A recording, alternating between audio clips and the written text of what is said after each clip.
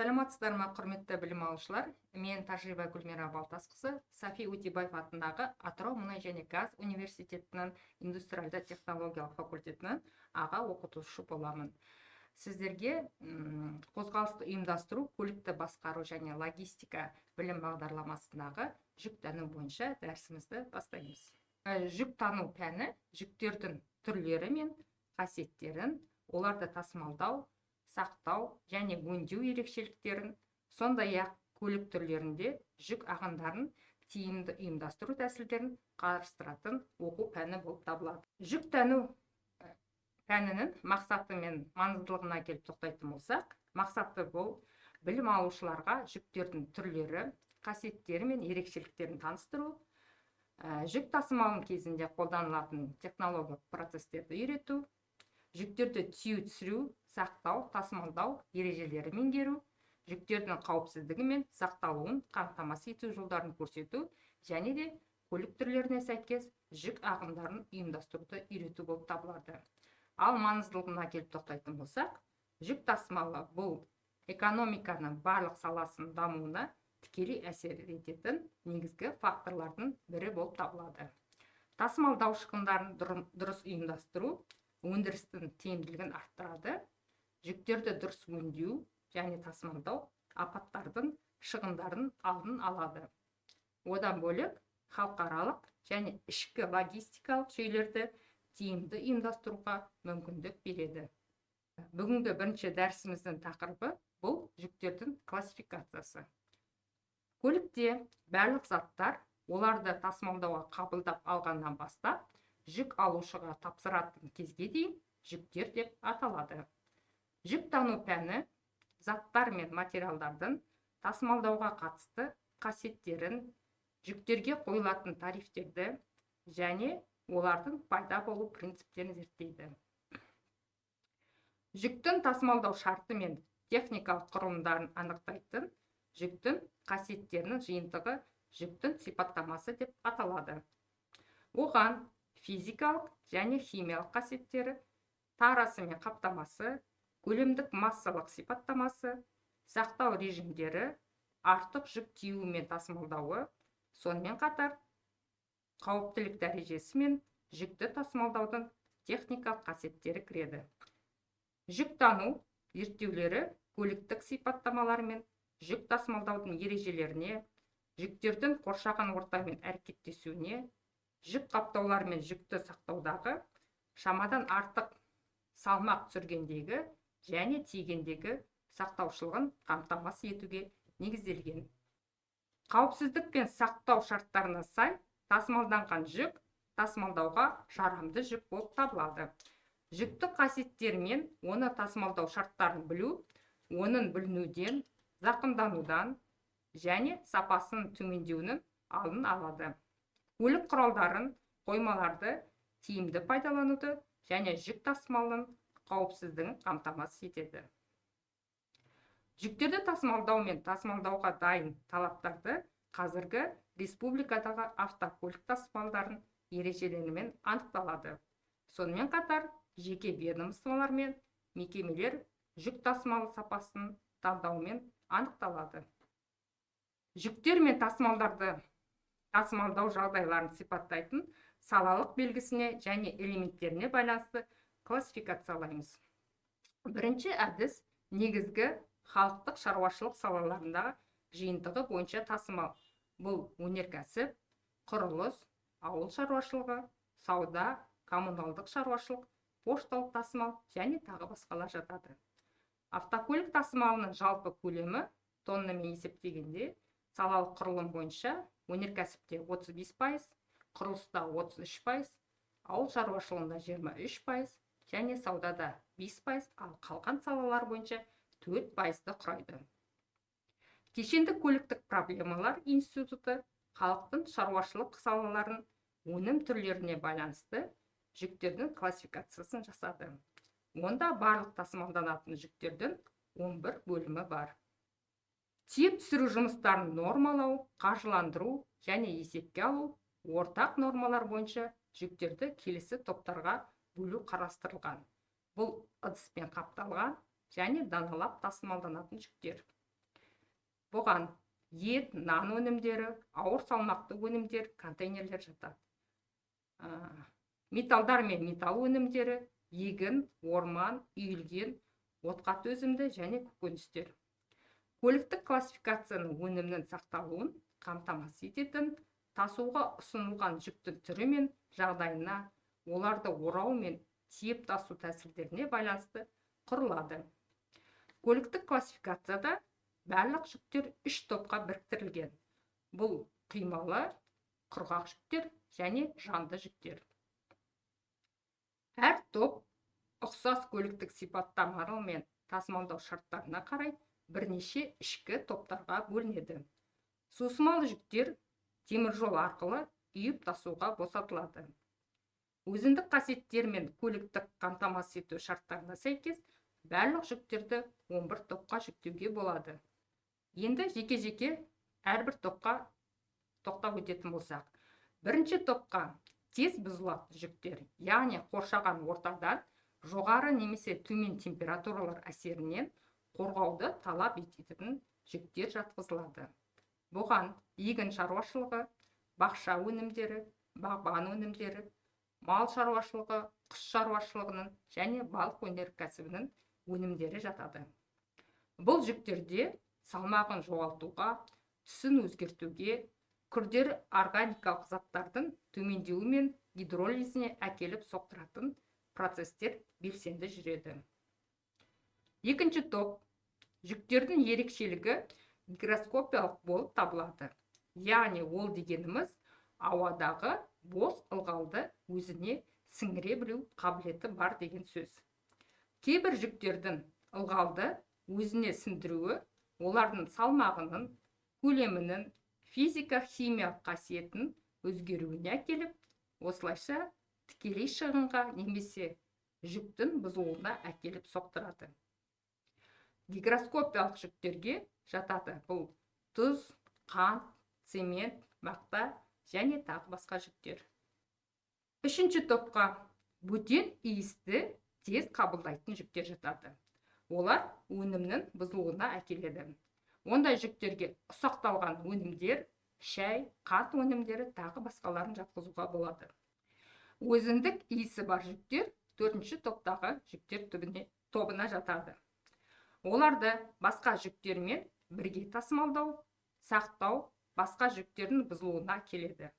Өзіндік иісі бар жүктерге балық өнімдері, тері шикізаты, темекі өнімдері, мұнай өнімдері және тағы басқалары жатады. Бесінші топқа тасымалдау мен сақтау процесінде өзінің физика-химиялық қасиеттерін тұрақты сақтайтын, көрнекті өзгеріске ұшырамайтын жүктерді жатқызамыз. Оларға минералды құрылыс материалдары, қара және түсті металлургия, тас көмірі, орман материалдары және тағы басқаларын жатқызуға болады. Алтыншы топқа үйілген жүктер енеді. Олар транспорттау кезінде қатып қалу немесе кейбір бөліктерінің бірігіп кету негізінен өзінің сусымалы қасиетін жоғалтады. Қатуға немесе бірігіп кетуге бейім жүктерге кальцийдан, тас көмірі, калий тұзы және тағы басқалар жатады. Жетінші топты жатып қалған үйілген жүктер құрайды. Мұндай топтағы жүктерге ұзақ сақталу әсерінен немесе жоғары қабаттарының қысымы нәтижесінде кішкентай бөлшектерінің жылжуы жоғалады. Ондай жүктерге цемент, саз балшық, фосфоритті ұн, шым тезек және тағы басқалар жатады. Қауіпті жүктер 8-ші топқа біріктірілген. Бұл жүктер жарылысқа, өртке, адамдар мен хайуандардың улануы мен күйіп қалуына себепкер болуы мүмкін жүктер. Сонымен қатар олар басқа жүктердің бұзылуы мен зақымдануына, жылжымалы құрам, құрылғыларға зиянын тигізуі мүмкін. Қауіпті жүктерге жататындар жарылысты қоспаны құрау қабілеті бар заттар, қысылған және сұйытылған газдар, өздігінен жанатын заттар, су әсеріне тұтанатын, жеңіл тұтанатын, улы, радиоактивті, әсері күшті улар, жарылғыш заттармен жабдықталған заттар жатады. 9-ші топты тасымалдау мен сақтау процесі кезінде бір шама салмағын жоғалтатын жүктер құрайды. Ондай жүктерге көкөністер, бақша өнімділігі, ет өнімдері және тағы басқалар жатады. 10-шы топқа тіршілік жатады. Бұл топқа малдар, құстар, балықтар, аралар, сондай-ақ ғылыми мақсатта тасымалданатын жануарлар мен басқа да биологиялық объектілер кіреді. Мұндай жүктердің ерекшелігі, олар тірі болғандықтан тасымалдау кезінде арнайы күтім, қолайлы жағдай қажет етіледі. Сонымен қатар, тірі организмдерді тасымалдау кезінде санитарлық гигиеналық талаптар, ветеринарлық бақылау, арнайы контейнерлер мен жабдықтар қолданылады. Машина жасау өнімдері 11-ші топқа біріктірілген. Кейбір жүктердің біршама бөлігін ашық, жылжымалы құрамда тасуға рұқсат етілген. Негізінен бұлар атмосфералық тұнбалардың зиянды әсеріне ұшырамаған өнеркәсіп өнімдері, сонымен бірге сыртқы өлшеміне байланысты жабық вагондарға тиеуге болмайтын өнімдер. Ашық жылжымалы құрамда тасуға болатын жүктердің тізімі жүктерді тасу ережелерінде келтірілген. Бұл жүктер негізгі қасиеттеріне, вагонға бекіту және орналастыру тәсілдеріне қарай 3 топқа бөлінеді. Бірінші топқа үйіп тасуға болатын, төгілетін және кесек жүктер жатады. Оларға минерал құрылыс материалдары, тас көмір, кен және тағы сол сияқтылар жатады. Бұл жүктер автомобильде қосымша бекітуді қажет етпейді, ал олардың тұрақтылығын автомобиль шанақтары қамтамасыз етеді. Екінші топты даналап тасылатын жүктер құрайды. Оларға әртүрлі машиналар, станоктар, сымдар, тағы басқалары жатады. Тиелген соң бұл жүктер техникалық шарттарға сәйкес бекітілуі қажет болады. Үшінші топқа штабельді жүктер жатады. Олар биіктігі бойынша бірнеше қатарға бір немесе бірнеше штабельмен автомобиль шанағына қойылған формасы мен өлшемі біртектес заттар болып табылады. Тиелген соң штабельдер байланып, техникалық шарттарға сәйкес бекітілуі қажет болады. Екінші тақырыпшамыз бұл жүктердің көліктік сипаттамасы. Жүктің көліктік сипаттамасы дегеніміз бұл жүктерді тасымалдаудың техникасы мен шарттарын айқындайтын, тиеу және сақтау қасиеттерінің жиынтығы болып табылады. Жүктің көлемі мен салмағының сипаттамалары, сақтау тәртібі, физикалық және химиялық қасиеттері, қаптаудың ерекшеліктері мен тара және кейбір тауарлардың қасиеттері тауардың көліктік сипаттамасына кіреді. Жүктің қасиеттері мен оның көліктік сипаттамалары тасымалдау техникамен өзара байланысты. Жүктерді тасымалдауға беру қоймалардың мамандануына әсер етеді. Соған байланысты тиеу түсіру техникасы мен жабдықтардың құрылымына жаңа талаптар қойылады. Көліктік сипаттаманың сандық және сапалық көрсеткіштерінің жиынтығы көліктің тасымалдауға жарайтын күй ұғымын білдіреді. Егер жүк тасымалға жарайтын күйде берілсе, онда жүктің сақталуы мен тасымалдау қауіпсіздігі қамтамасыз етіледі. Жүктерді сала бойынша топтастыру міндеттерді талдау мен жоспарлауда сәтті шешуге мүмкіндік береді. Бірақ бұл классификацияда тасымал түрі мен көліктік процесті ұйымдастыру арасында байланыс көрсетілмеген. Әртүрлі халықтық шаруашылық салаларындағы жүктерді тасымалдауда бірдей көлік түрлері мен ұйымдастыру тәсілдері қолданылуы мүмкін. Олар технологиялық талаптарға сәйкес таңдалады. Сол себепті көліктік процесті тиімді ұйымдастыру үшін тасымал жағдайларының классификациясы тек қана салалық белгіге ғана негіздеу жеткіліксіз. Жүктерді олардың тасымалы мен сақтау ерекшеліктеріне қарай жеке белгілерге байланысты саралау қажет болады. Тасымалданатын жүктер физикалық жүктер, қаптама, массасы мен өлшемдеріне байланысты ерекшеленеді. Физикалық қасиеттеріне байланысты жүктер үйілетін, дара таралып, қапталған, контейнерлі, сонымен қоса құйылмалы, габаритсіз және массасы үлкен жүктер болып бөлінеді. Жүктің түріне байланысты тасымал көлемі келесі түрде бөлінеді. Тара даралық, қапталған және контейнер бұл 54% құрайды. Үйілген жүктер 44% құраса, ал құйылмалы және бу тәріздес тарасыз жүктер 2% құрайды. Сұйық және бу тәріздес тарасыз жүктерді тасымалдауда арнайы жылжымалы құрал, яғни автоцистерна немесе газ тасушы машиналар қолданылады. Дара жүктерді тарада немесе тарасыз тасымалдайды. Сонымен қоса, оны массасы мен габариттері бойынша классификацияланады. Жүк массасы мен бір жүк орнының өлшеміне байланысты келесі жүк түрлерін ажыратуға болады.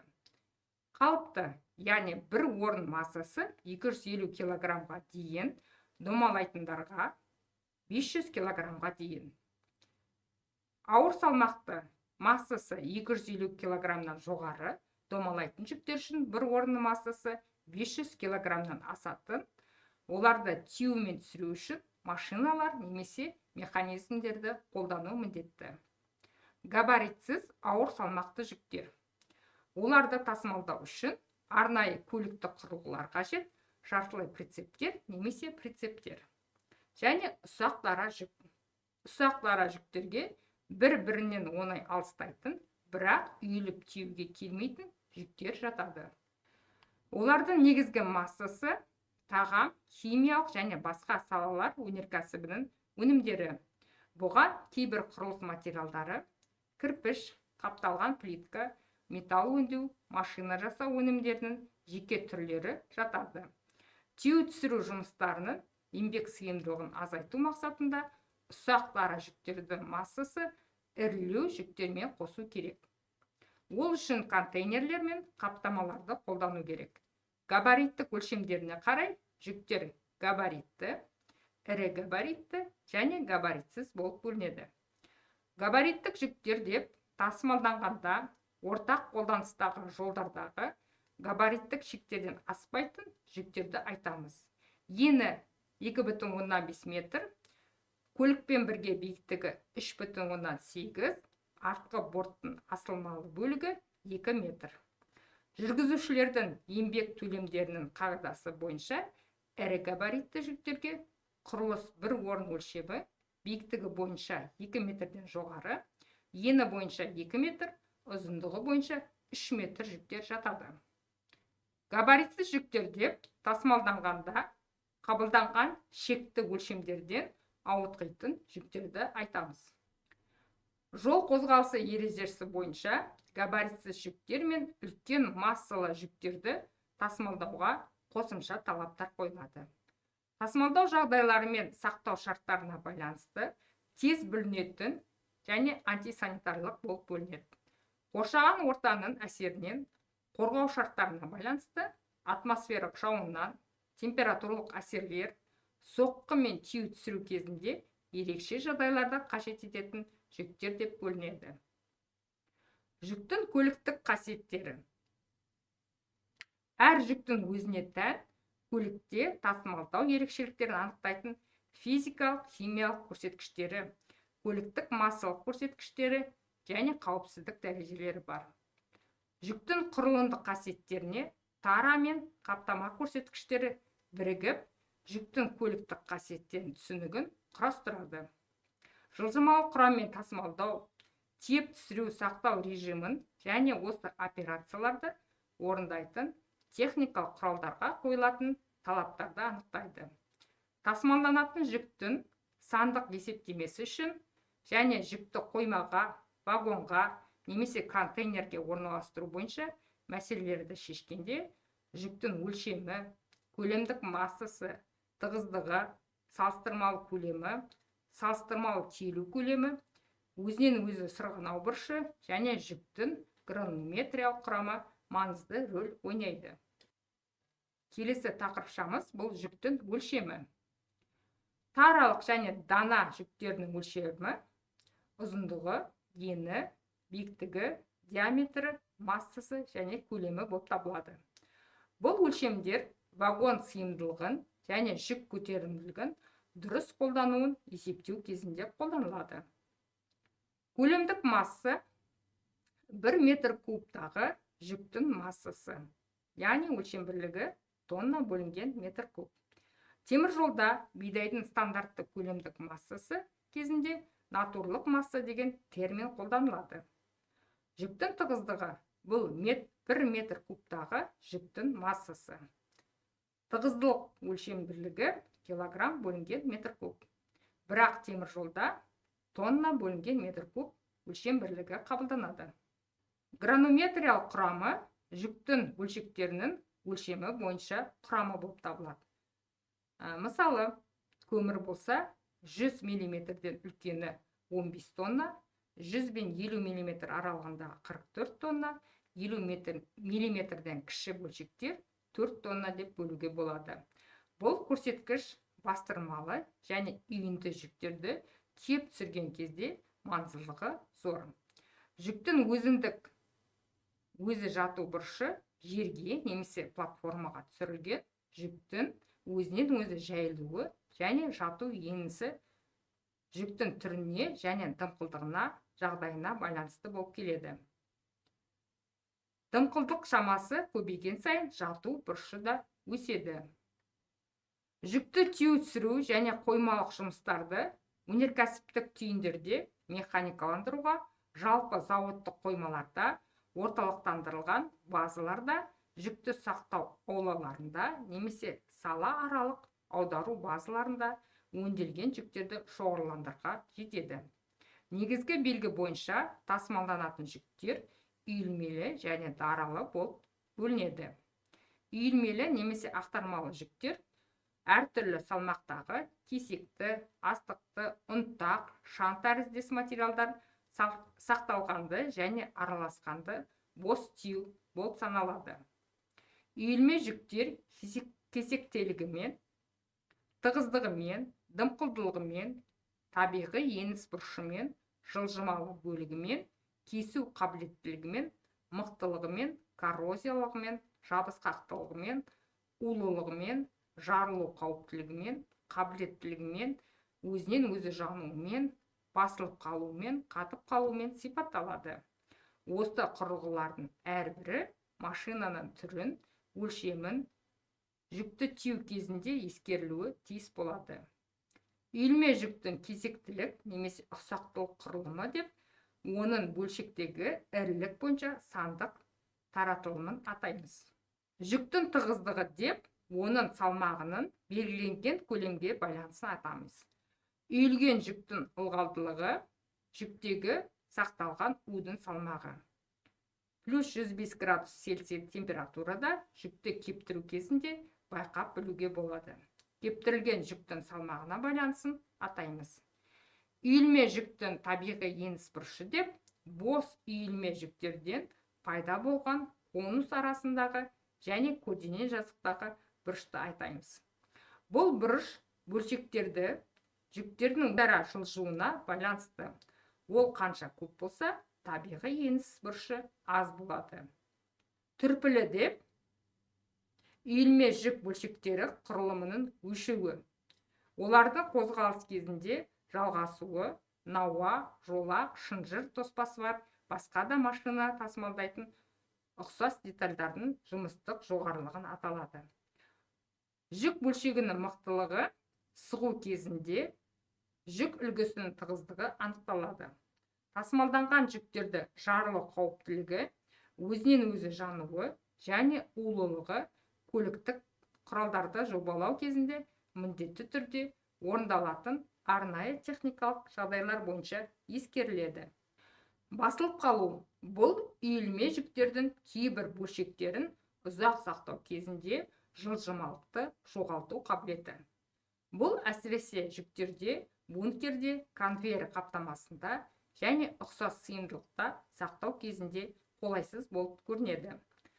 Жабысқақтық кейбір жүктердің, мысалы саз, борт, қатты денеге жабысу қабілеттілігі мен машина элементтерін көтермелеу немесе жүк жабыспайтын материалдармен қаптауда қолдану сонымен бірге тиімді тазалық құрылымын әкелінеді. Формасын арнайы таңдау түрі. Жабысқақтық жүк тасымалдауды қиындатады. Даралы деп олардың саны ескерілген және жеке заттар бойынша немесе оларды топпен тасымалдайтын жалғыз жүктерді атаймыз. Даралы жүктер тікелей ыдыстамалы және даралы болып бөлінеді.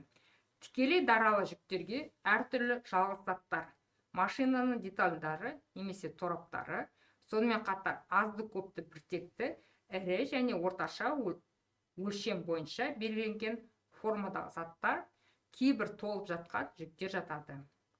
Ыдысқа үйілме немесе даралы жүктер сыйыстырылған ыдыстамалы жүктер деп аталынады.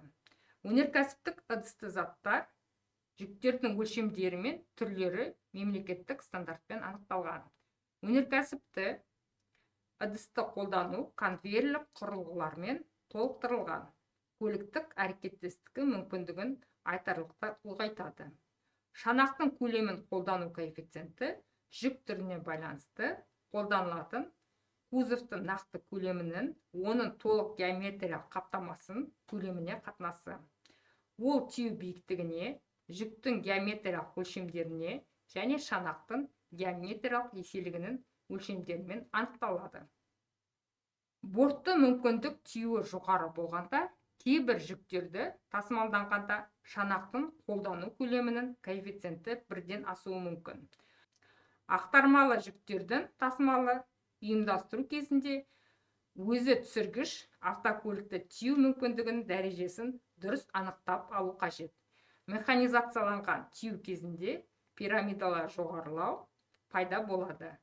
Оның HH биіктігі тасымалданатын жүктің нақты құламасының бұрышына тәуелді болып келеді.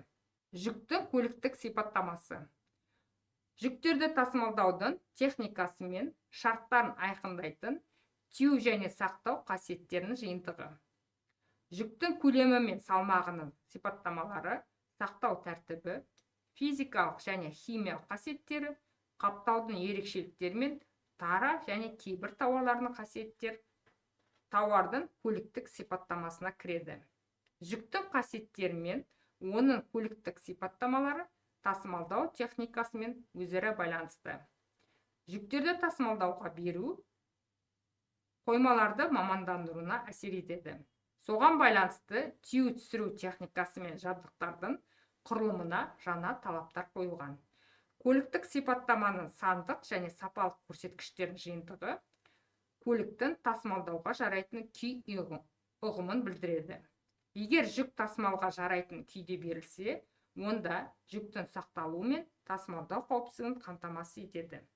Тасымалдау мен сақтау процесінде жүктеге әсер ететін факторлар. Көлікке тиеу түсіру және сақтау процесінде жүктің салмағы сандық және сапалық өзгерістерге ұшырауы мүмкін. Шындығында жүктің салмағына пайда болатын өзгерістер келесі факторлар топтарымен түсіндіріп көрсетуге болады. Жүктің сыртқы ортамен өзара байланысты, тиеп түсіру жұмыстарының өнімділігі мен қозғалыс процесін жүкке механикалық әсері, жылжымалы құрам мен қойма құрылымдағы қанағаттанарлық жағдай. Ал жүктің сапасына қоршаған ортаның ылғалдылығы, температурасы, ауадағы газ құрамы, сонымен қатар шаң тозаң болуы, оның құрамындағы микробиологиялық формалар мен жарықтың болуы сияқты көрсеткіштер көлемге әсер тигізеді. Көрсетілген факторлар әсерінен жүк құрамында өнімдердің жеке түрлеріне тән әртүрлі биохимиялық, физика-химиялық және микробиологиялық процестер өтеді. Жүктің сапасын анықтау тәсілдері. Жүк бұл тұтынушыға пайдалануға жеткізілетін тауар. Сондықтан жүктің сапасының сақталуы темір жолдың басты міндеттерінің бірі. Жүкті қабылдау станциясына келгенде жүктің сапасы берілген құжаттарға сәйкес тексеру жүргізіледі. Жүктің сапасы техникалық ережелермен және стандарттармен бекітілген. Темір жолда жүктердің сапасы мен қасиеттерін анықтау үшін 3 тәсіл қолданылады.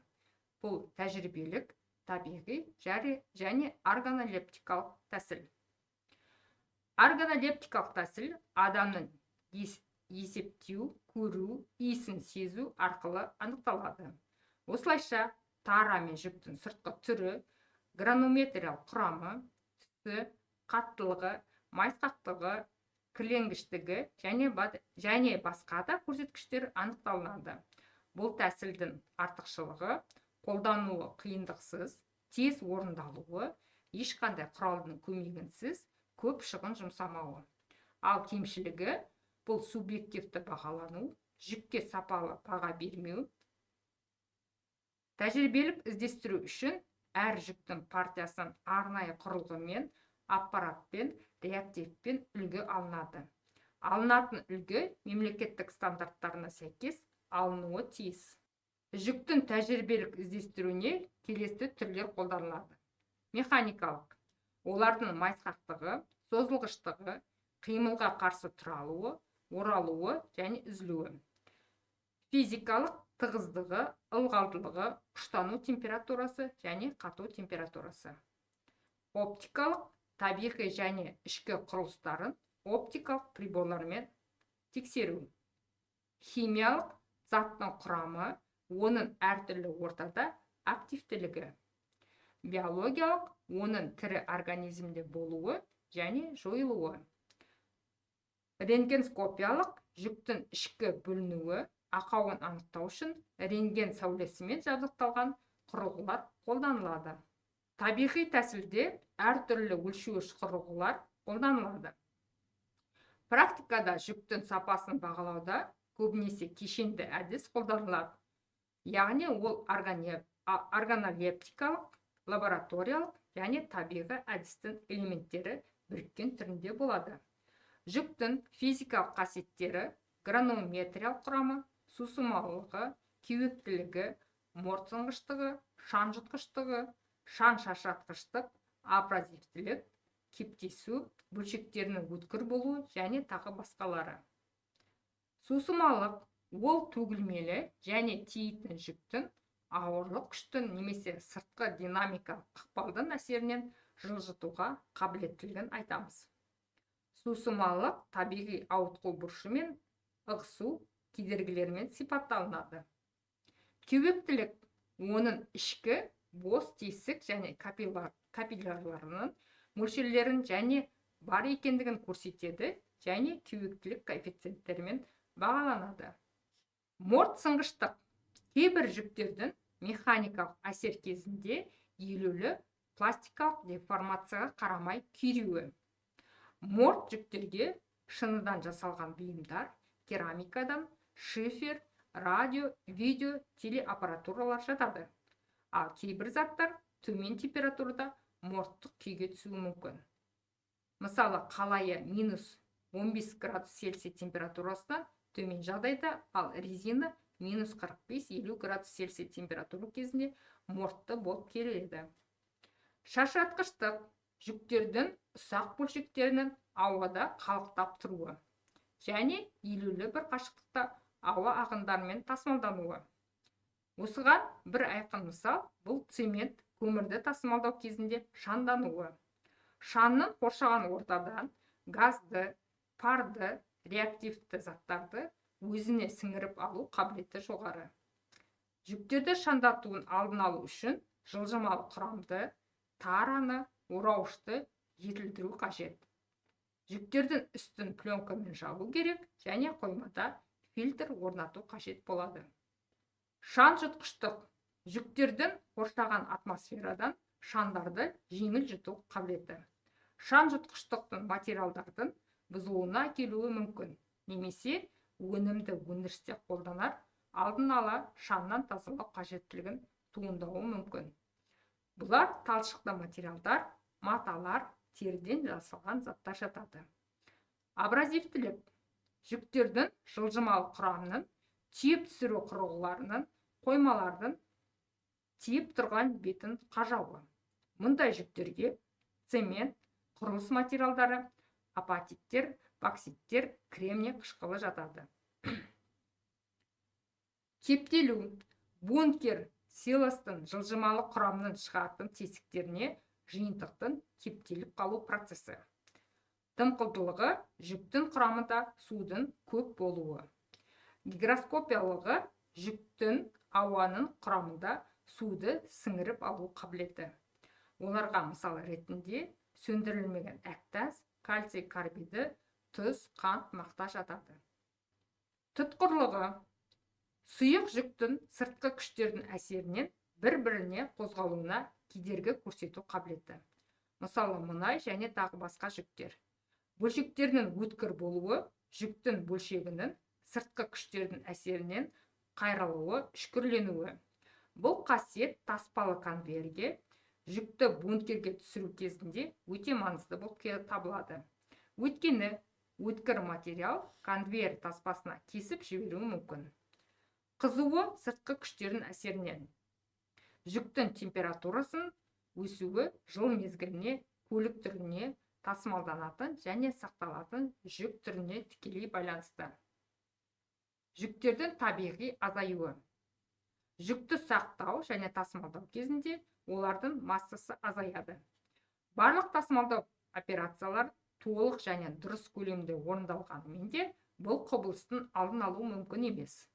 Құбылыс жүктің физикалық, химиялық қасиеттерімен тиеп түсіру жұмысының шарттарына байланысты және жүктің азаюын алдын алуының техникалық құралдарының жоқтығынан пайда болады. Жүктің табиғи азаюының 5 түрі бар. Шам болып шашырауы, тиеп түсіру кезінде азаюы, саңылаудан төгілуі, ұшып кетуі және кебуі. Шам болып шашырауы себілмелі және ұнтақ жүктер бөлшегінің шаң көтеріліп шашырауынан жүктің азаюы. Тиеп түсіру кезінде азаюы, тиеп түсіру кезінде жүктің ұсақ бөлшектерін тиелмей қалып қоятын жүктің азаюы. Төгілуі құйылмалы жүктің, себілмелі жүктің вагонның, цистернаның, қораптың, тараның, ақаулықтары мен саңылаулары арқылы дұрыс бітелмеуінен себіліп, төгіліп шашырауы. Жүктің азаюы диффузия арқылы да болуы мүмкін. Яғни, ағаш бөшкеде тасымалданатын жүктер ағаш құрамына сіңіп, өз массасын елеулі шамаға азаюы. Бұл азаюды тек қана герметизация арқылы ғана алдын алуға болады. Ұшып кетуі кейбір жүктердің физикалық, химиялық қасиеттерінің зардабынан жүктің азаюы.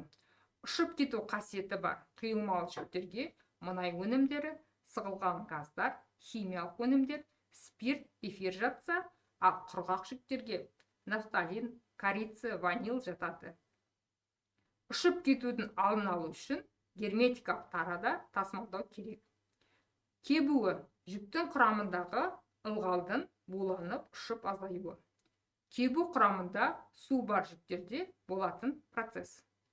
Сақтаудың және тасымалдаудың қалыпты технологиялық процесі кезінде табиғи факторлардың әсерінен жүк массасының азаюы жүктің табиғи азаюы деп аталады. Жүктің табиғи азаюының нормасы бірнеше факторларға тәуелді. Тасымалдау қашықтығына, жүкті қайта тиеудің санына, тара түріне, келісім шартта жүктің табиғи азаюының келесі нормалары көрсетілген. Бұл біріншіден құйылмалы жүктер, жемістер, көкөністер, ет және басқалары 2% құрайды. Ағаш материалдары, тұздалған балық және басқалары 1,5% құрайды. Темір рудасы, сабын, мұздатылған ет, сүрленген ет және тағы басқалар 1% құрайды. Осы жүктердің аралық станцияда қайтадан тиеу орындалса, онда алынған пайызға 0,3% қосымша қосылады. Ең жоғары табиғи азаюдың нормалары тез бүлінетін жүктерге бекітілген. Сабағымызды қорытындылай келетін болсақ, жүктерді дұрыс классификациялау мен олардың көліктік сипаттамаларын білу тасымалдауды тиімді ұйымдастырудың негізгі шарты болып табылады. Әрбір жүк түрінің өзіндік қасиеттері мен талаптары бар. Салмағы мен көлемі, физика-химиялық ерекшеліктері, қаптамасы және сақтау шарттары. Бұл факторлар көліктік процестің барлық элементтеріне әсер етеді. Көлік құралын таңдауға, тиеу түсіру әдісіне, сақтау тәсілдеріне және қауіпсіздік қамтамасыз ету шараларына. Сондықтан жүктерді қасиеттерін терең меңгеру көлік жүйесін сапалы, қауіпсіз әрі үнемді жұмыс істеуінің кепілі болып табылады. Назарларыңызға рахмет.